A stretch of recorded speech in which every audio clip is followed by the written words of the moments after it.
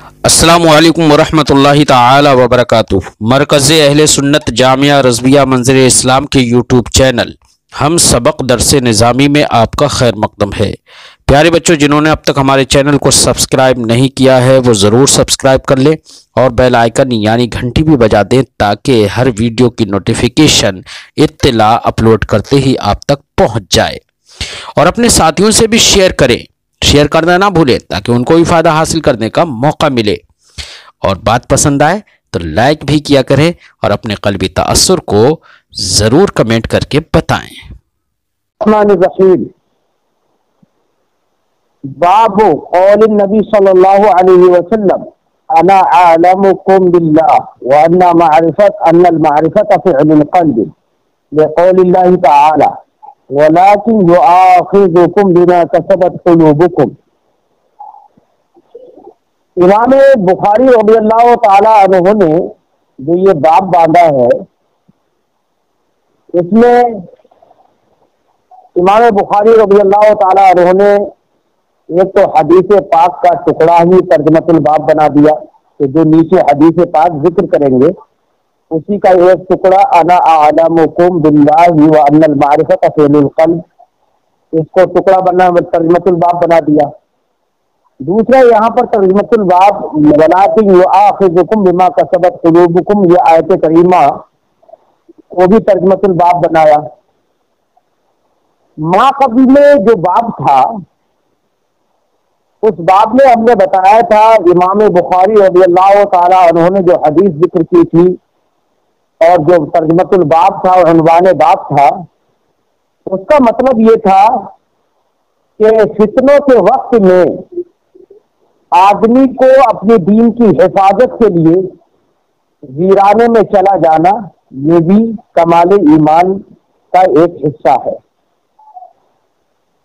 تو اب اس باب سے اس باب کو کیا مناسبت ہے، اس تعلق سے سب سے پہلے ہم ذکر کر دیں کہ مناسبت کیا ہے۔ دونوں بابوں میں، اس باب میں یعنی مذکورہ باب میں اور اس باب میں، دونوں بابوں میں مناسبت یہ ہے کہ اپنے دین کی حفاظت کے لیے آبادی چھوڑ کر ویرانے میں جانا یہ ایمان کی قوت کی دلیل ہے کہ ایمان مضبوط ہے۔ ابھی تو آدمی ایمان کی حفاظت کے لیے ویرانے میں جا رہا ہے، پہاڑوں پر جا رہا ہے، اس کا ذکر ہوا پچھلے باب میں۔ اور قوت دین قوت معرفت الہی کی دلیل ہے، کیونکہ دین مضبوط تبھی ہوگا جبکہ آدمی اللہ کی معرفت میں مضبوط ہو۔ تو دین کے خاطر ویرانے میں جانا ایک قوت ایمان کی دلیل، اور قوت دین قوت معرفت الہی کی دلیل ہے۔ تو اب مراد یہ ہے کہ معرفت الہی جس کی جتنی زیادہ قوی ہوگی اس کا ایمان بھی ویسا ہی مضبوط ہوگا۔ اسی لیے نبی کریم صلی اللہ علیہ وسلم نے ارشاد فرمایا ایک حدیث پاک میں کہ اگر ایمان ابو بکر ایک پلے میں رکھ دیا جائے اور ساری امت کا ایمان ایک پلے میں رکھ دیا جائے تو دونوں پلوں میں وہ پلہ بھاری ہوگا جس میں ایمان ابو بکر رضی اللہ تعالی عنہ رکھا گیا ہے۔ وجہ کیا ہے کہ انبیاء علیہ الصلوۃ والسلام کے بعد سب سے زیادہ معرفت الہی حضرت ابو بکر صدیق رضی اللہ تعالی عنہ کو حاصل ہے، اور معرفت الہی کی قوت کی بنا پر دین کی قوت ہوتی ہے، اور دین کی قوت کی بنا پر ایمان کی قوت ہوتی ہے۔ تو ایمان بہت زیادہ مضبوط ہوگا معرفت الہی جتنی زیادہ مضبوط ہے۔ اب ہم یہاں پر یہ بتائیں، جب حضرت ابو بکر صدیق رضی اللہ تعالی عنہ کے ایمان کا یہ عالم ہے تو نبی کریم صلی اللہ علیہ وسلم جو کہ سید الانبیاء ہیں، افضل الانبیاء ہیں، ان کے ایمان کی مضبوطی کا عالم کیا ہوگا، اسی کو بتانے کے لیے حضرت امام بخاری رضی اللہ تعالی عنہ نے یہ باب باندھا اور فرمایا کہ نبی کریم صلی اللہ علیہ وسلم نے ارشاد فرمایا ہے کہ اے لوگوں، میں تم میں سب سے زیادہ علم والا ہوں، اللہ کی معرفت رکھنے والا ہوں، اور جو سب سے زیادہ علم اور اللہ کی معرفت رکھے گا تو اسی کا ایمان زیادہ مضبوط ہوگا، اسی کا دین زیادہ مضبوط ہوگا۔ تو اب مذکورہ باب سے اس بات کی مناسبت معلوم ہو گئی، کیونکہ مذکورہ باب میں ایمان کی قوت کی بنا پر، ایمان کے کمال کی بنا پر آدمی ایمان کی حفاظت کے لیے کہاں پر جانے کا حکم، کہاں پر جانے کے لیے تھا؟ پہاڑوں کی چوٹیوں پر۔ اس کا بیان تھا ماقبل کے باب میں، اور اس باب میں یہ ہے کہ دین کی مضبوطی معرفت الہی کی کثرت اور زیادتی کی بنا پر ہوگی۔ اس باب میں یہ ہے کہ یہ دونوں باب میں مناسبت ظاہر ہو گئی۔ حضرت امام بخاری رضی اللہ تعالی عنہ نے جو یہ باب باندھا ہے، تو اس باب سے امام بخاری یہ دو باتیں بتانا چاہتے ہیں۔ اس باب میں دیکھیے، غور کریے، امام بخاری نے حدیث پاک کا ٹکڑا انا اعلمکم باللہ وان المعرفۃ فعل القلب یہ ذکر کیا۔ تو امام بخاری رضی اللہ تعالی عنہ نے اس جو ہم نے مناسبت ذکر کی، اسی مناسبت کے پیش نظر حدیث پاک کے اس ٹکڑے کو اور آیت کریمہ ولکن یؤاخذکم بما کسبت قلوبکم کو، اس باب کو کتاب الایمان میں رکھا، کیونکہ اس کا تعلق ایمان سے ہے۔ کیونکہ معرفت الہی جتنی زیادہ قوی ہوگی اتنا ہی دین مضبوط ہوگا، اور دین جتنا مضبوط ہوگا اتنا ہی ایمان مضبوط ہوگا۔ اس معنی پر کتاب الایمان میں اس بات کو امام بخاری نے رکھا۔ دوسری یہ ہے کہ اس باب کو باندھ کر امام بخاری کا ایک اور مقصد ہے۔ امام بخاری رضی اللہ تعالیٰ عنہ اس باب میں یہ بتانا چاہتے ہیں کہ ایمان فعل قلب ہے۔ کیا ہے؟ ایمان فعل قلب ہے، یعنی صرف اقرار کافی نہیں ہے۔ تبھی آیت حدیث پاک کا ٹکڑا وَأَنَّ الْمَعْرِفَةَ فِعْلُ الْقَلْبِ کہہ کر اسی کی طرف اشارہ کیا کہ ایمان، اور ایمان نام ہے معرفت کا، علم کا، معرفت الہی کا نام ایمان ہے، اور یہ معرفت الہی جو ہے وہ فعل قلب ہے۔ اور تو اس سے یہ پتہ چلا کہ ایمان فعل قلب ہے، صرف زبان سے اقرار کر لینا یہ کافی نہیں ہے۔ اب جب یہ بتایا تو اس سے در حقیقت امام بخاری کا ایک گمراہ فرقہ ہے کررامیہ۔ کررامیہ فرقہ کا رد کرنا مقصد ہے۔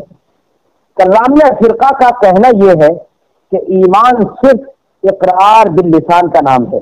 اگر کسی شخص نے زبان سے اشہد ان لا الہ الا اللہ و اشہد ان محمد عبدہ و رسولہ یہ پڑھ لیا اور اقرار کر لیا، تو وہ کہتے ہیں کہ صرف اقرار کر دینے سے وہ مومن ہو جائے گا، اگرچہ اس کے دل میں تصدیق نہ ہو، دل سے چاہے وہ نہ مانتا ہو لیکن وہ مومن ہو جائے گا۔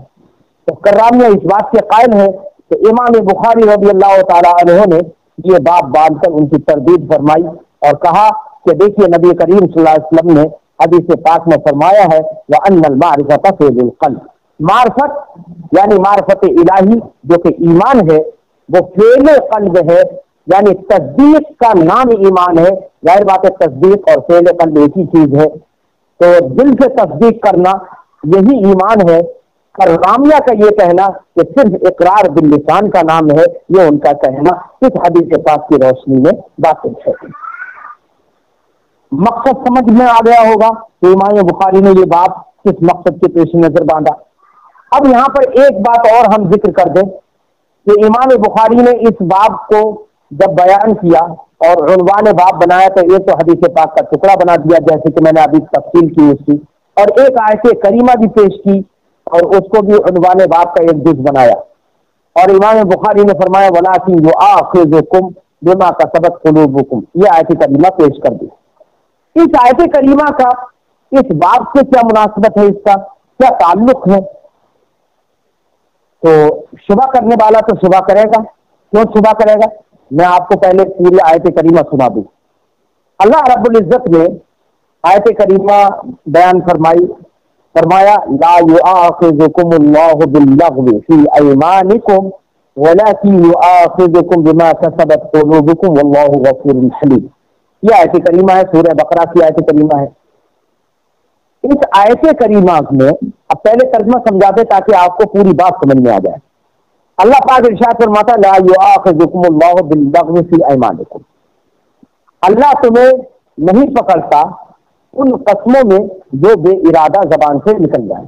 یعنی بغیر قصد ارادے کے اگر کوئی لفظ قسم انسان کی زبان سے نکل جاتا ہے تو اللہ پاک ارشاد فرماتا ہے ان قسموں پر تمہاری پکڑ اللہ نہیں فرماتا ہے. پھر فرمایا وَلَٰكِنْ يُؤَاخِذُكُمْ بِمَا كَسَبَتْ قُلُوبُكُمْ، لیکن اللہ اس پر گرفت فرماتا ہے جو کام تمہارے دلوں میں کیے. بما کسبت قلوبکم، جو تمہارے دلوں میں کیے. یعنی دل میں اگر کسی قسم کا استقرار ہو جائے، دل سے کوئی قسم کھائے صرف زبان سے جاری نہ ہو جائے تو اس قسم پر اللہ رب العزت گرفت فرماتا ہے. یہ معنی ہوا واللہ غفور حلیم، اور اللہ بخشنے والا حلم والا ہے. آیت کریمہ کا ترجمہ بھی سمجھ میں آ گیا ہوگا. اس آیت کریمہ کے ترجمے سے آپ کے یہ بھی سمجھ میں آ گیا ہوگا کہ یہ آیت کریمہ نازل ہوئی ہے قسم کے بارے میں. ایمان یہ یمین کی جمع ہے، جیسے کہ آیت کریمہ میں ہے لا یؤاخذکم اللہ باللغو فی ایمانکم. ایمان جو یمین کی جمع ہے، یمین کا معنی ہوتا ہے قسم. تو اب آپ کو یہ سمجھ میں آ گیا کہ آیت کریمہ قسم سے متعلق ہے، اور یہاں پر کتاب الایمان چل رہا ہے. امام بخاری قسم سے متعلق آیت کریمہ کو کتاب الایمان میں کیسے پیش کر رہے ہیں؟ دونوں کے درمیان کیا مناسبت ہے؟ اب سمجھ میں آ گیا. یہ شبہ ہوگا نا. تو اس کا جواب ہم اس طور سے ذکر کرتے ہیں کہ جواب یہ ہے کہ حضرت امام بخاری نے اس آیت سے اس بات پر استدلال کیا کہ ایمان صرف اقرار باللسان کا نام نہیں ہے، بلکہ تصدیق بالقلب اور دل میں اعتقاد رکھنے کا نام ایمان ہے. اس بات پر استدلال اس آیت کریمہ سے کیا ہے.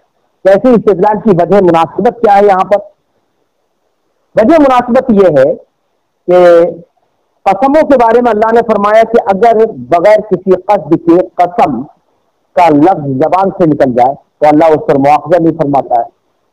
اس کا مطلب وہ قسم ہی نہیں ہے، بلکہ مواخذہ اس پر فرماتا ہے اللہ تعالیٰ جو دل سے قسم نکلے، صرف زبان سے جاری نہ ہو، جو دل قصد ہو، جس میں قصد اور اختیار ہو، اس پر مواخذہ فرماتا ہے.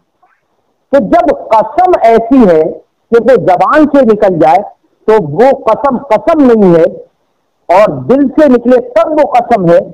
تو امام بخاری نے یہ آیت کریمہ پیش کر کے استدلال کیا اس بات پر کہ جب زبان سے صرف بلا قصد قسم نکل جائے تو وہ قسم نہیں ہے. تو پھر ایمان جیسے کہ قسم کے اندر قصد اور ارادہ ہونا ضروری ہے، ویسے امام بخاری فرماتے ہیں ایمان بھی تو فعل قلب ہی ہے، معرفت الہی بھی تو فعل قلب ہی ہے. تو جب فعل قلب ہے تو پھر اس میں بھی قصد و ارادہ ضروری ہے، دل میں یقین ضروری ہے، اعتقاد ضروری ہے. صرف زبان سے اگر کوئی کہہ دے تو وہ ایمان نہیں ہوگا. اس بات پر امام بخاری نے اس آیت کریمہ سے استدلال کیا ہے. اب یہاں پر سمجھ میں آ گیا بات کی مناسبت کیا ہے کتاب الایمان سے. آیت کریمہ کو امام بخاری نے کیوں پیش کیا یہاں پر، تو مناسبت کیا ہے کتاب الایمان سے اس کی. اور نبی کریم صلی اللہ علیہ وسلم کی حدیث پاک کا ٹکڑا انا اعلمکم باللہ وان المعرفۃ فعل القلب، امام بخاری نے اس کو عنوان بات کیوں بنایا، یہ بھی وجہ سمجھ میں آ گئی. اب ایک بات اور ذکر کر دو جو امام بخاری نے یہاں پر پیش کی ہے، جو حدیث پیش کی ہے اس حدیث سے متعلق میں ایک بات ذکر کر دوں. جو حدیث پاک آ رہی ہے اس حدیث پاک کا خلاصہ یہ ہے کہ ایک مرتبہ صحابہ کرام نبی کریم صلی اللہ علیہ وسلم کی بارگاہ میں حاضر تھے، اور صحابہ کرام نے عرض کی یا رسول اللہ آپ تو مغفور ہیں، محفوظ ہیں، آپ سے تو کوئی گناہ صادر ہی نہیں ہوتا ہے، یا رسول اللہ پھر بھی آپ इतने ज्यादा अमाल करते हैं, आमाल सालिहा में मशगूल रहते हैं। या रसूलुल्लाह, इतने अमाल करने की आपको जरूरत नहीं है, गुनहगार तो हम हैं, आप तो अफजलुल खल्क हैं, आप तो सैयदुल अंबिया हैं। या रसूलुल्लाह, गुनहगार हम हैं, इतने अमाल करने की तो हमें जरूरत है या रसूलुल्लाह, तो आप हमें इजाजत दे दें कि हम ज्यादा से ज्यादा अमल करें। तो जब सहाबा किराम की इस बात को सरकार दो आलम सल्लल्लाहु अलैहि वसल्लम ने मुलाहजा फरमाया, तो हदीस पाक में है कि सरकार के चेहरे अनवर पर आसार गजब नमूदार हो गए, आसार गजब नमूदार हो गए, नाराज हुए सरकार। और सरकार ने इरशाद फरमाया, अना अअलमुकुम बिल्लाहि व अन्नल मारिफत फीलुल क़ल्ब। ये सरकार ने इरशाद फरमाया कि मैं अल्लाह की सबसे ज्यादा मारिफत रखने वाला हूं, तुम में कोई मेरे बराबर अल्लाह की मारिफत नहीं रखता है। तो इसका मतलब यह है कुव्वत इल्मिया मेरे अंदर जितनी है वो तुम्हारे अंदर नहीं है, मेरे अंदर कमाल दर्जे की कुव्वत इल्मिया है। वो अन्नल मारिफत फीलुल क़ल्ब। तो और ऐसी नबी करीम ने फरमाया कि अना अतकाकुम व अना अअलमुकुम। ये सरकार ने फरमाया, जैसे कि हदीस पाक अभी पढ़ेंगे, मैंने उसके दो जुमले नकल कर दिए हैं कि नबी करीम ने इरशाद फरमाया, इन अतकाकुम व अअलमुकुम बिल्लाहि अना। तुम में सबसे ज्यादा परहेजगार और सबसे ज्यादा अमाल सालिहा करने वाला और सबसे ज्यादा अल्लाह की मार्फत और इल्म रखने वाला मैं हूं। ये जुमला सरकार ने इरशाद फरमाया। इससे सरकार ने ये दर्ज दिया कि देखिए, चाहे आमाल सालिहा की कुव्वत हो, चाहे मार्फत इलाही की कुव्वत हो, यानी कुव्वत इल्मिया हो या कुव्वत अमलिया हो, इन्हीं दो कुव्वतों की बिना पर आदमी आमाल सालिहा करता है। तो जिसकी ये दोनों कुव्वतें जितनी मजबूत होंगी उतनी वो आमाल सालिहा करेगा, उतनी ही उसको ताआत और आमाल में, आमाल सालिहा में रगबत हासिल होगी। और ये दोनों कुव्वत अमलिया और कुव्वत इल्मिया, ये दोनों कुव्वतें यही आमाल के लिए मुहर्रिक है और आमाल पर उभारने वाली है। और ये दोनों कुव्वतें बदरजे अतम और बदरजे कमाल मेरे अंदर पाई जाती है, मेरे अंदर जैसी पाई जाती है वो तुम्हारे अंदर कोई नहीं, इनमें से कोई नहीं पाई जाती है। लिहाजा सबसे ज्यादा अमाल करने वाला भी इसीलिए मैं हूं, सबसे ज्यादा अमल मैं ही कर सकता हूं, तुम में से कोई मेरे तरह अमल नहीं कर सकता। ये सरकार ने दर्ज दिया सहाबा किराम को, और सहाबा किराम को ये सिखा दिया कि तुम ये मत सोचो कि तुम मुझसे ज्यादा अमल कर सकते हो, तुम हरगिज मुझसे ज्यादा अमल नहीं कर सकते, क्योंकि जिन कुव्वतों की बिना पर आमाल सालिहा होते हैं वो कुव्वतें कमाल दर्जे की सिर्फ मेरे अंदर है, तुम्हारे अंदर वो इस दर्जे की नहीं है। अब इससे सरकार दो आलम सल्लल्लाहु अलैहि वसल्लम के इस फरमान से एक बात समझ में आ गई। जब सहाबा किराम जो कि अंबिया अलैहिस्सलातु वस्सलाम के बाद सबसे ज्यादा इंसानों में अफजल और सबसे ज्यादा इल्म और अमल वाले हैं, जब उन सहाबा किराम को सरकार ने जब ये फरमा दिया कि तुम मुझसे ज्यादा अमल नहीं कर सकते, तुम मुझसे ज्यादा परहेजगार नहीं बन सकते, तुम मुझसे ज्यादा इल्म और मार्फत नहीं रख सकते, जब सरकार ने सहाबा के लिए कह दिया, तो अब मुझे बताओ सहाबा के सिवा जो आम उम्मती है वो कौन सा ऐसा उम्मती है जो नबी करीम सल्लल्लाहु अलैहि वसल्लम से ज्यादा इल्म या अमल में हो सकता है? कोई हरगिज नहीं हो सकता है ना। ये हदीस पाक इस बात पर दलील बनेगी कि अंबिया नबी करीम सल्लल्लाहु अलैहि वसल्लम से कोई भी उनका उम्मती अमल में नहीं बन सकता है। अब इस हदीस पाक से मैं आपको एक बात का ध्यान देना चाहता हूं। कासिम नानोतवी एक देवबंदियों का मौलवी है, उसने अपनी एक किताब में लिखा, उसके अल्फाज में सुना देता हूं। उसने लिखा है, अंबिया उम्मतियों से उलूम ही में मुमताज होते हैं। याद रखना, उसके जुमलों पर गौर करना। कहता है अंबिया उम्मतियों से उलूम ही में मुमताज होते हैं, बाकी रहा अमल तो उसमें बसा औकात बज़ाहिर उम्मती मुसावी हो जाते हैं, यानी बराबर हो जाते हैं। और आगे लिखता है बल्कि बढ़ जाते हैं।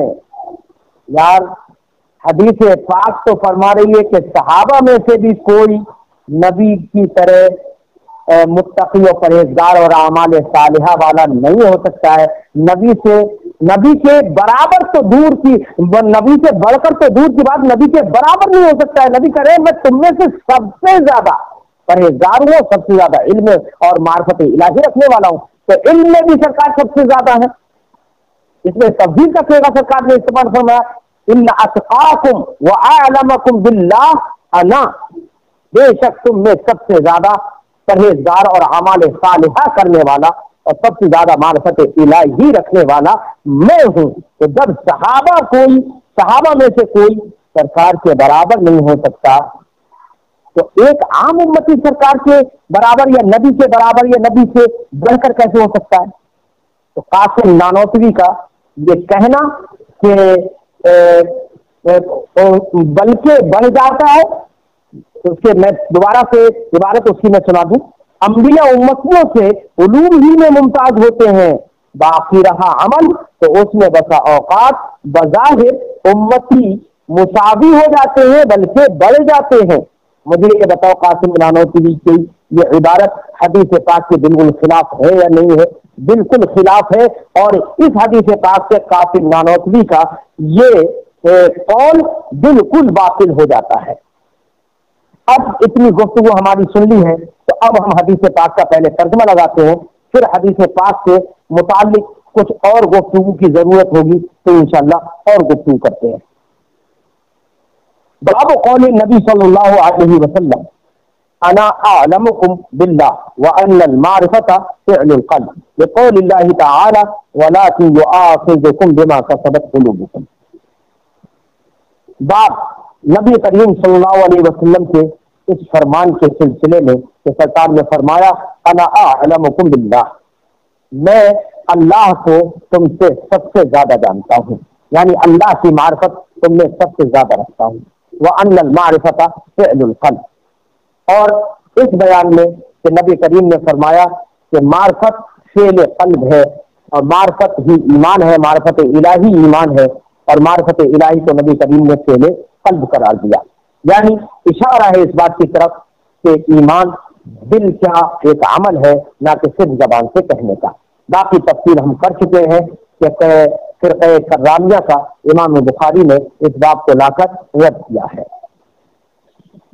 اور فرماتے ہیں لقول اللہ تعالی، معرفت فعل قلب ہے، یعنی ایمان دل کے فعل کا نام ہے، تصدیق کا نام ہے. اس کی دلیل کیا ہے؟ اس پر استدلال کیا اللہ کے اس فرمان سے. فرماتے ہیں کہ معرفت فعل قلب ہے کیونکہ اللہ رب العزت کا فرمان ہے وَلَٰكِن يُؤَاخِذُكُم بِمَا كَسَبَتْ قُلُوبُكُم، لیکن اللہ رب العزت مؤاخذہ فرماتا ہے اس پر ما کسبت قلوبکم، جو تمہارے دلوں نے کام کیے، یعنی دل سے جو کام ہوئے ہیں ان پر مؤاخذہ فرماتا ہے. لہذا یہ آیت کریمہ کس سے متعلق ہے؟ ایمان یعنی قسموں سے متعلق ہے. لیکن آیت کریمہ کو، قسم کی آیت کریمہ کو یہاں پر کتاب الایمان میں لا کر امام بخاری استدلال کرنا چاہتے ہیں اس بات پر کہ جس طریقے سے قسم صرف زبان سے نکلی ہوئی قسم نہیں ہوتی ہے اور اس پر مؤاخذہ نہیں ہوتا ہے، کیونکہ وہ تو محض ایک زبان سے نکلی ہوئی بلا قصد بات ہے، اس پر کوئی مؤاخذہ نہیں ہے. مؤاخذہ تو اس قسم پر ہوتا ہے جو کہ دل سے کہی جاتی ہے، دل سے کی جاتی ہے. تو جب قسم کے لیے اعتقاد ضروری ہے، قصد اعتقاد ضروری ہے، تو پھر ایمان تو معرفت قلب کا نام ہے، اس کے لیے بھی اعتقاد ضروری ہے. اس بات پر استدلال امام بخاری نے کیا جیسے کہ ہم تفصیل سے بیان کر چکے. اب حدیث پاک پڑھتے ہیں. حدثنا محمد بن سلام، سلام میں سلام تخفیف کے ساتھ، اکثر محدثین اس کو تخفیف کے ساتھ یعنی سلام پڑھتے ہیں مخفف، اور بہت سارے علماء نے اس کو سلام تشدید کے ساتھ بھی پڑھا ہے. دونوں میں سے کوئی پڑھنا جائز ہے، لیکن سلام میں تخفیف ہے تو اسے سلام پڑھنا یہ اکثر محدثین کا قول ہے. حدثنا محمد بن سلام یا حدثنا محمد بن سلام قال اخبرنا عبدة عن هشام عن ابيه عن عائشة قالت كان رسول الله صلى الله عليه وسلم اذا امرهم من الاعمال بما يطيقون قالوا انا لسنا كرهت کا हैअतिका या रसूल अल्लाह, इन्न अल्लाह qad ghafara laka ma taqaddama min dhanbika wa ma ta'akhkhara فيغضب حتى يعرف الغضب في وجهه ثم يقول إن أتقاكم وأعلمكم بالله أنا. حدیث پاک میں ہے کہ امام بخاری فرماتے ہیں، ہم سے حدیث بیان کی محمد ابن سلام نے، وہ فرماتے ہیں اخبرنا عبدۃ عن ہشام، وہ فرماتے ہیں کہ ہمیں خبر دی عبدہ نے، وہ روایت کرتے ہیں ہشام سے، وہ روایت کرتے ہیں اپنے والد سے، اور ان کے والد روایت کرتے ہیں حضرت عائشہ صدیقہ رضی اللہ تعالی عنہا سے۔ قالت، حضرت عائشہ صدیقہ رضی اللہ تعالی عنہا نے فرمایا، کان رسول اللہ صلی اللہ علیہ وسلم، رسول اللہ صلی اللہ علیہ وسلم اذا امرهم من الاعمال بما يطيقون، کہ حضرت عائشہ فرماتی ہے کہ جب نبی کریم صلی اللہ علیہ وسلم امرهم، صحابہ کرام کو حکم دیتے تھے کسی کام کے کرنے کا، امرهم من الاعمال، تو اتنے کاموں کا، ایسے کاموں کا حکم دیتے تھے بما یطیقون، جن کاموں کے کرنے کی وہ طاقت رکھتے تھے، جن کاموں کے کرنے کی وہ طاقت رکھتے تھے۔ اور اس حدیث پاک سے یہ بات سمجھ میں آ گئی کہ میں نے حدیث پاک کا مفہوم بتا دیا تھا کہ صحابہ کرام نے عرض کیا، رسول اللہ آپ تو مغفور ہیں، محفوظ ہیں، آپ کو تو اتنے عمل کی ضرورت نہیں ہے، ہم گنہگار ہیں، ہم کو عمل کرنے کی ضرورت ہے، یا رسول اللہ آپ اجازت دے دیجئے کہ ہم آپ سے زیادہ عمل کریں۔ انہوں نے اجازت مانگی تھی تو سرکار دو عالم صلی اللہ علیہ وسلم ناراض ہو گئے۔ اس سے اشارہ ہے اس بات کی طرف کہ انبیاء علیہم الصلاۃ والسلام سے عمل میں بڑھ جانا یہ امتی کی وقت میں اور امتی کی طاقت میں نہیں ہے، اسی لیے نبی کریم صلی اللہ علیہ وسلم ناراض ہوئے، غصہ ہوئے۔ فرمایا کہ اذا امرهم من الاعمال بما يطيقون، جب نبی کریم صلی اللہ علیہ وسلم صحابہ کو حکم دیتے تھے اعمال کرنے کا، تو اتنے اعمال ان کا حکم دیتے تھے ما یطیقون، جس کی وہ طاقت رکھتے تھے یا جس پر وہ مداومت کر سکتے تھے۔ قالوا، صحابہ کرام نے عرض کی، یا رسول اللہ انا لسنا کہیئتک، یا رسول اللہ، یا رسول اللہ ہم تو آپ کی طرح نہیں ہیں۔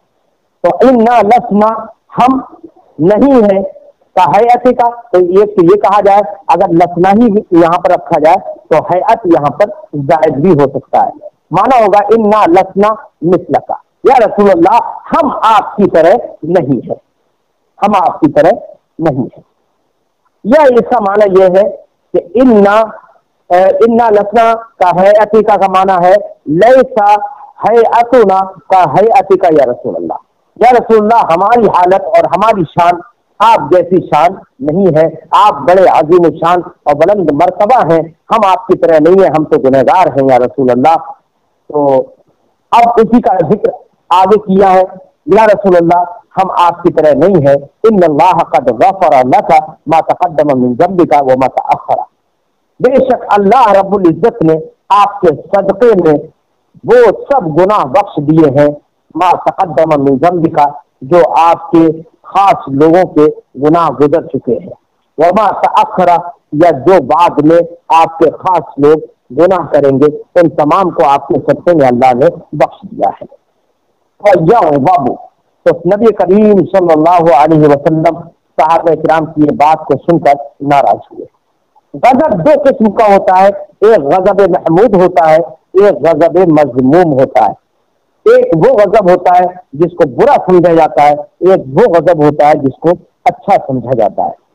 یہ سرکار نے جو غضب فرمایا یہ غضب محمود تھا، نہ کہ غضب مذموم، کیونکہ غضب محمود جو ہوتا ہے یعنی اچھا غصہ وہ کہلاتا ہے جو کہ دینی حمیت اور دینی غیرت کی بنا پر ہو، جس میں دین کی تدریس اور دین کی تلقین اور دین کی تعلیم ہو، جس میں لوگوں کو دینی بات اور حق بات بتانے کا فیصلہ ہو۔ اگر ایسا غصہ کیا جائے تاکہ لوگ غلط بات اور جو ان سے بیرا روی ہو رہی ہے اس سے باز آ جائیں، اس لیے غصہ کیا جائے، تو یہ غضب محمود ہے۔ اور اگر بلا وجہ شرعی اگر کسی پر غصہ کیا جائے تو یہ غضب مذموم ہے۔ ظاہر بات ہے نبی کریم صلی اللہ علیہ وسلم سے سرکار صحابہ کرام نے یہ عرض کی، یا رسول اللہ آپ ہمیں اجازت دے دیجئے کہ ہم آپ سے زیادہ عمل کریں، کیونکہ آپ تو مغفور و محفوظ ہیں، اللہ نے آپ کے صدقے میں تو آپ تو محفوظ ہیں ہی، اللہ نے آپ کے صدقے میں تو آپ کے متعلقین آپ کے خاص لوگوں کے تک اگلے پچھلے گناہ معاف کر دیے ہیں، یا رسول اللہ تو ہم تو گنہگار ہیں، ہم کو زیادہ عمل کرنے کی اجازت دے دیجیے۔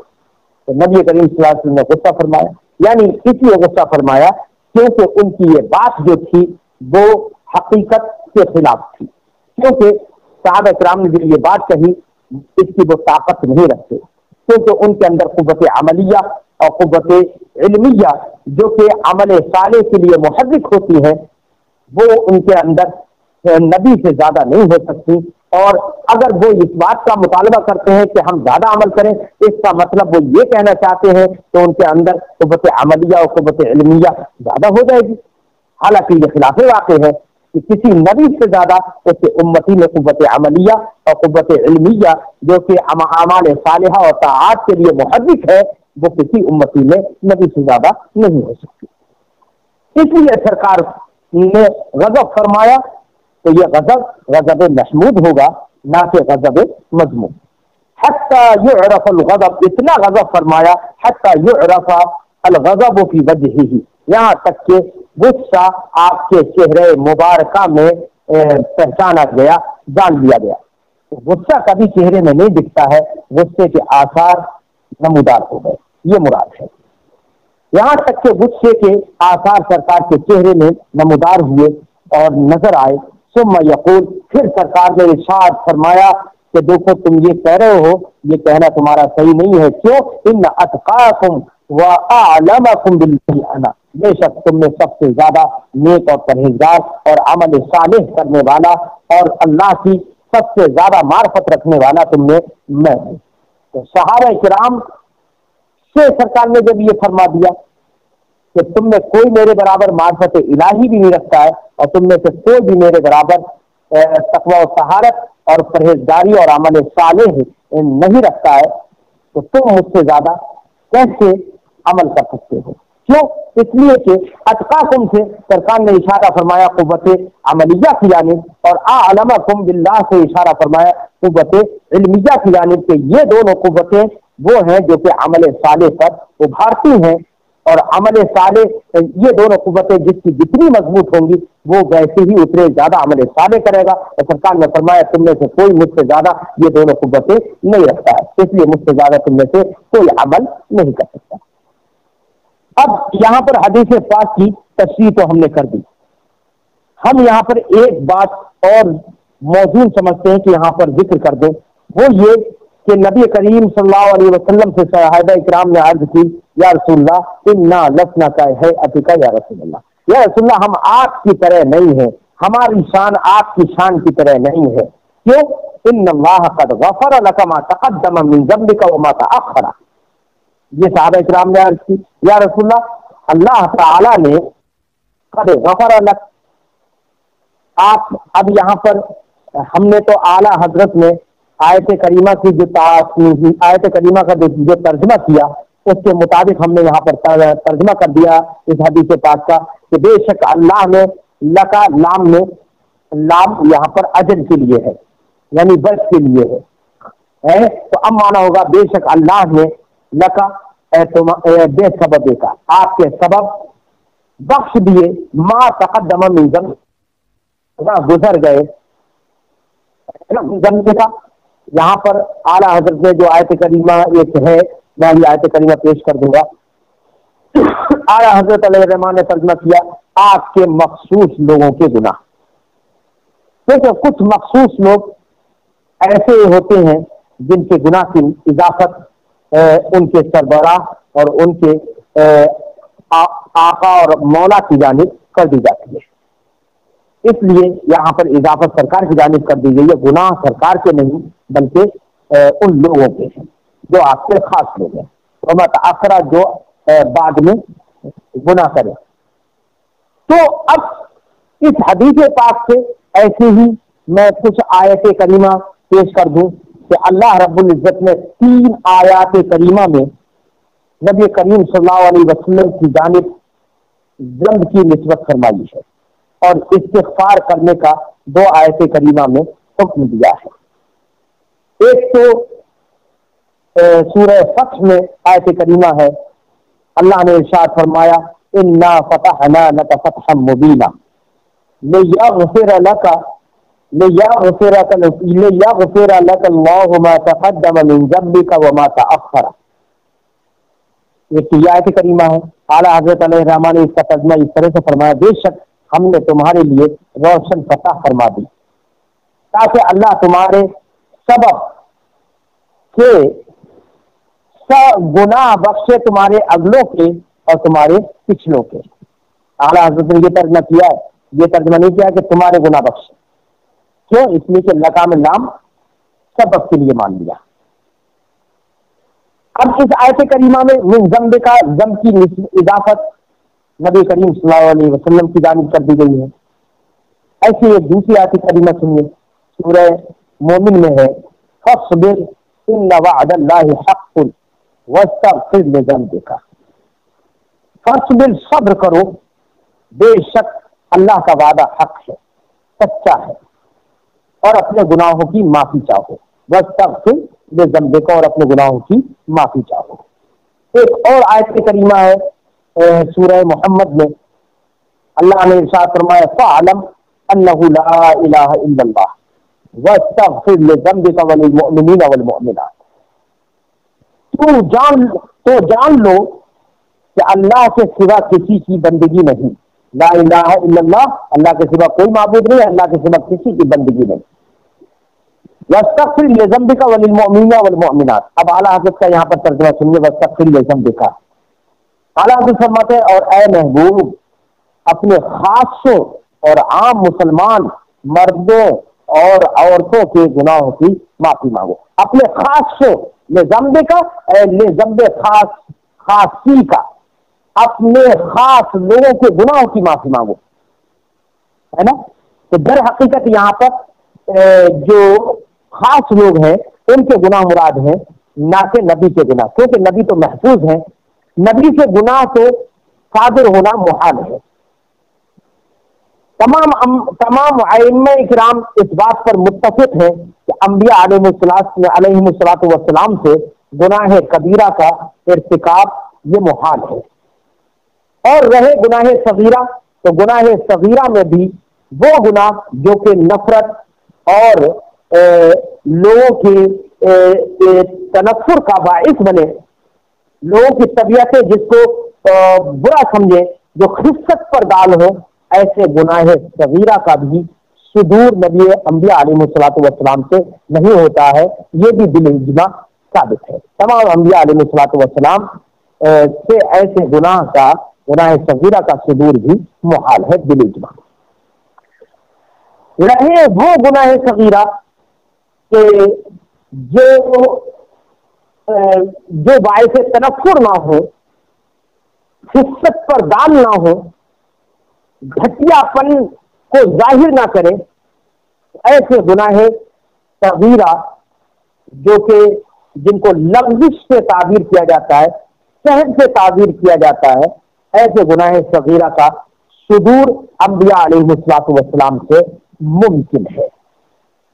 لیکن یہ گناہ صغیرہ جو ہے جو انبیاء علیہ السلام سے ممکن ہے، یہ وہ ہے جن کو ہم عربی زبان میں ذلت سے، اردو میں لغزش سے تعبیر کرتے ہیں، کیونکہ ان کے تعلق سے انبیاء علیہ السلام کا قصد اور ارادہ نہیں ہوتا ہے، وہ سہون ان سے صادر ہو جاتے ہیں۔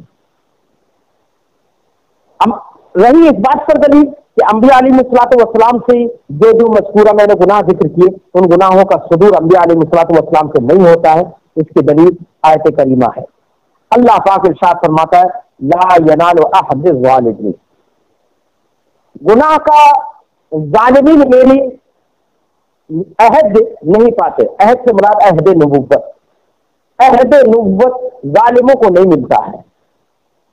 آپ جانتے ہیں کہ گناہ کا مرتکب ظالم ہوتا ہے، اور جو مرتकब गुनाह होगा वो जालिम होगा, क्योंकि उसने गुनाह किया।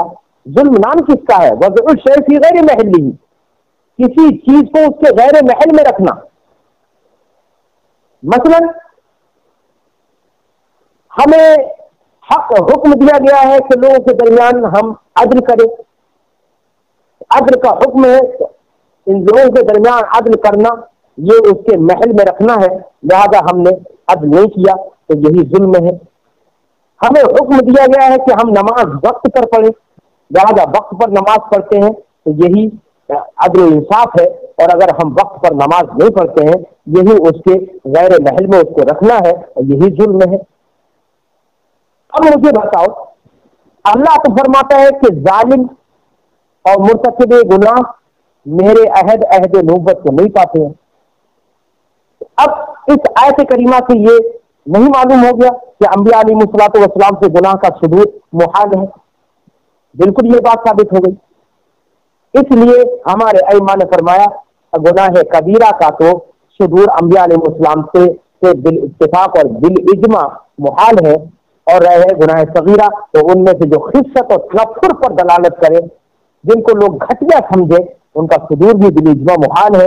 रहे वो गुनाह सगीरा कि जिनका सुदूर बिला कस्द और सहवन हो जाता है और वो खिस्सत पर दाल नहीं होते हैं, घटियापन पर दाल नहीं होते हैं, तो जिनको हम लफ्ज़ और सहव से ताबीर करते हैं, इनका सुदूर अंबिया अलैहिस्सलातु वस्सलाम से हो जाता है। तो अब अंबिया अलैहिस्सलातु वस्सलाम से गुनाहों का सुदूर भी नहीं हुआ, अब मतलब क्या होगा इन आयात करीमा का जिनमें ज़म्ब की निस्बत नबी करीम सल्लल्लाहु अलैहि वसल्लम की जानिब की गई है? तो सबसे पहले तो मैं एक जवाब ये अर्ज कर दूं, इन तमाम आयात करीमा में या जो हदीस अभी हमने जिक्र की उसमें भी ज़म्ब की निस्बत नबी करीम सल्लल्लाहु अलैहि वसल्लम की जानिब है। तो इन आयात और इन अहादीस में सबसे पहले तो हम ये जिक्र कर देते हैं कि इन आयात में कोई जरूरी नहीं है कि नबी करीम सल्लल्लाहु अलैहि वसल्लम से खिताब है। क्योंकि कुरान में ये तो फरमाया इन्ना फतहना लका फतहम मुबीना, बेशक हमने तुम्हारे लिए रोशन फतह फरमा दी, तुम्हारे लिए रोशन फतह फरमा दी। अब तुम्हारे लिए फरमाया, इसमें कौन सी दलील और कौन सा करीना है कि जिसमें कि यहाँ पर खिताब नबी करीम सल्लल्लाहु अलैहि वसल्लम को है? बल्कि नबी करीम सल्लल्लाहु अलैहि वसल्लम के साथ में जो भी मोमिनीन है, तमाम मोमिनीन को ये खिताब, अगर तमाम मोमिनीन को खिताब है तो अब गोया कि हर मोमिन से अल्लाह खिताब फरमाता है हमने तुम्हारे लिए फतह मुबीन अता फरमाई है ना। क्यों? लियग़फ़िर लकल्लाहु मा तक़द्दम, ताकि अल्लाह रब्बुल इज़्ज़त, अब हर मोमिन का खिताब है तो हर लकाम काब से भी खिताब हर मोमिन को होगा। तो अब माना होगा ताकि तुम्हारे अल्लाह गुनाह बख्श दे, मा तक़द्दम मिन ज़म्बिका, जो गुजर चुके हैं, वो मा तअख़्ख़र, जो बाद में तुम करो। बात समझ आई? ऐसी दूसरी आयत करीमा में यही माना है कि खिताब हमें ये तस्लीम नहीं है, खिताब नबी करीम सल्लल्लाहु अलैहि वसल्लम से है। और दूसरा जवाब हम ये जिक्र करें कि चलिए अला सबील तस्लीम, हम मान लेते हैं कि खिताब नबी करीम सल्लल्लाहु अलैहि वसल्लम ही से है, तो फिर ज़म्ब की निस्बत नबी करीम की जानिब कैसे है? तो हम उसका जवाब ये देंगे कि इजाफत भी तो है ना ज़म्ब की नबी की जानिब, और इजाफत किसी भी काम की किसी की जानिब कोई जरूरी नहीं है कि वो आदमी वही काम करता हो तभी इजाफत हो, बल्कि इजाफत के लिए अदना मुनासबत काफी हो जाती है। मिसाल के तौर पर जो पैमाइश करने वाले, जैसे खेत आपने देखे हैं, खेतों में बहुत सारे वो होते हैं जो खेतों की गवर्नमेंट की तरफ से मुकर्रर होते हैं और वो खेतों की पैमाइश करने भी जाते हैं। अब मिसाल के तौर पर मान लीजिए 2 या 3 लोगों की खेतों की पैमाइश करने गए, उन्होंने नापे खेत कितने बीघा है किसी, तो उनमें से हर एक कहता है कि तुम्हारा खेत कितने बीघा में, दूसरे से पूछा तुम्हारा खेत कितने बीघा हुआ, दूसरा और तीसरे से पूछा तुम्हारा खेत कितने बीघा बना। क्या मुझे ये बताओ, क्या उन लोगों के खेत है? खेत तो दूसरे लोगों के, मालिक तो कोई और है। لیکن یہاں پر اضافت ان کی جانب کر دیا تھی کہ تمہارا کھیت کتنا بڑا ہوا، کتنے بیگھا ہوا. کیوں؟ اس لیے کہ وہ وہاں پر ناپنے آیا تھا. اس مناسبت کی وجہ سے اس کی جانب اضافت کر دی جاتی کھیت کی. ایسے ہی اگر کوئی ہمارا خاص آدمی ہے جس سے ہم محبت اور مربت رکھتے ہیں، اگر اس نے کوئی کام کیا تو لوگ ہم سے کہتے ہیں کہ بھائی آپ لوگ ایسا کام کر رہے ہیں. ہم اپنے مدرسے میں پڑھاتے ہیں، اگر کسی استاد سے کوئی غلطی واقع ہو جائے تو میڈیا والے یا دوسرے لوگ وہ اس استاد سے براہ راست نہیں پوچھتے، بلکہ یا تو پرنسپل صاحب سے یا مینیجر صاحب سے کہتے ہیں کہ آپ کے یہاں پر آپ لوگ ایسا کر رہے ہیں. اضافت کس کی جانب کر دی؟ پرنسپل کی جانب، مینیجر کی جانب، جبکہ انہوں نے وہ کام نہیں کیا. تو ایک ادنا مناسبت کی وجہ سے اضافت سربراہ کی جانب کر دی جاتی ہے. یہاں پر بھی ادنا مناسبت کی وجہ سے کہ نبی کریم کے کچھ خاص لوگ ہیں، رشتے دار ہیں، گھر والے ہیں، عام مومنین ہیں جن کا تعلق نبی سے محبت کا ہے، ان کے گناہوں کی اضافت نبی کی جانب یہاں پہ کر دی گئی ہے. اسی لیے اعلیٰ حضرت نے ترجمہ کیا، ذرا دھیان سے کیے، اسی بنا پر اعلیٰ حضرت نے ترجمہ کیا ہے انا فتحنا لک فتحا مبینا لیغفر لک اللہ ما تقدم من ذنبک وما تأخر. بے شک ہم نے تمہارے لیے روشن فتح فرما دی تاکہ اللہ تمہارے سبب سے گناہ بخشے، تمہارے اگلوں کے. من ذنبے کا نہیں کہا، آپ کے گناہ نہیں کہا. کیا ترجمہ فرمایا؟ تمہارے اگلوں کے، وما تأخر، اور تمہارے پچھلوں کے. یعنی جو تمہارے رشتے دار پہلے گزر گئے یا رسول اللہ، آپ کے آباء و اجداد میں انبیاء علیہ الصلوۃ والسلام کو چھوڑ کر جو گزر گئے، اللہ ان کے گناہوں کو بخش دے. اور جو بعد میں آپ کے خاندان اور رشتے دار میں آئیں گے، آپ کے نسب میں آئیں گے، ان تمام کے گناہوں کو اللہ تمہارے صدقے میں بخش دے. یہ معنی ہے. تو یہاں پر جو ذنب کی نسبت نبی کی جانب ہے وہ نسبت حقیقی نہیں ہے، وہ اسناد حقیقی نہیں ہے، وہ اسناد مجازی ہے، مجاز عقلی کے طور پر ہے. بات سمجھ میں آ گئی؟ ویسے تو میرے اور یہ بھی ممکن ہے کہ یہاں پر ذنب کو آپ جانتے ہیں کہ ہم گنہگار لوگوں کی چھوٹے جو گناہ ہوتے ہیں وہ بھی کبھی کبھی اصرار کرنے کی بنا پر وہ بھی بڑے ہو جاتے ہیں، ہے نا. ہم لوگوں کی ہم جو بھلائیاں کرتے ہیں تو ہماری ایک بھلائی دیگر جو نیک لوگ ہیں، ہماری بھلائیاں بھی اس لائق نہیں ہوتی ہیں کہ وہ نیک لوگوں کی بھلائیاں بن سکے. تو اب یہاں پر ایک معنی یہ بھی ہو سکتا ہے کہ جو ہمارے عام لوگوں کے حسنات ہیں وہ انبیاء علیہ الصلوۃ والسلام بہت عظیم بلند پایا عظیم الشان شخصیتیں ہیں، وہ تو ان کے حق میں تو یہی ہمارے حسنات بھی کیا ہے، ذنب کی طرح ہے. یا یہاں پر ذنب سے مراد خلاف اولا ہے، کیونکہ نبی کریم صلی اللہ علیہ وسلم کبھی بیان جواز کے لیے خلاف اولا کام کرتے تھے. مثلا کبھی فجر کی نماز، جو کہ اولا یہ ہے کہ فجر کی نماز نبی کریم نے فرمایا کہ اسروا بالفجر فإنه اعظم للأجر. فجر میں روشن کرو، فجر کو روشن کر کے پڑھو، فإنه اعظم للأجر، کیونکہ وہ اجر میں بڑھ کر ہے. تو اولا تو یہ ہے کہ فجر کو روشن کر کے پڑھا جائے، لیکن سرکار نے کبھی کبھی بیان جواز کے لیے اندھیرے میں یعنی اس کے فجر کے اول وقت میں بھی نماز پڑھ لی. تو یہ خلاف اس طرح کے اور بھی بہت سارے خلاف اولا کام بیان جواز کے لیے یہ سرکار نے ایسا کیا. تو یہ خلاف اولا کام ایسے انبیاء علیہ الصلوۃ والسلام سے صادر ہو جاتے ہیں بیان جواز کے لیے. تو انہی خلاف اولا کو ذنب سے تعبیر کر دیا گیا ہے. اور بھی بہت سارے معنی ہو سکتے ہیں.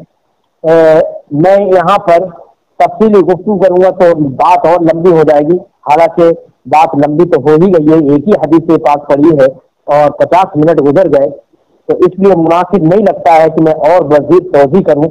لیکن جتنی میں نے توضیح کی ہے مجھے امید ہے کہ آپ کے ذہن میں آ گئی ہوگی، اور آج کی یہ توضیح آپ کو ذہن میں رکھنا بھی چاہیے، کیونکہ انبیاء علیہ الصلوۃ والسلام کی عصمت سے متعلق طرح طرح کی باتیں سامنے آتی رہتی ہیں، اور یہ بھی بات ذہن میں رکھنا چاہیے کہ دیوبندیوں کے ایک مولانا نے یہ لکھ دیا کہ بسا اوقات ایک امتی نبی سے عمل میں بڑھ بھی جاتا ہے.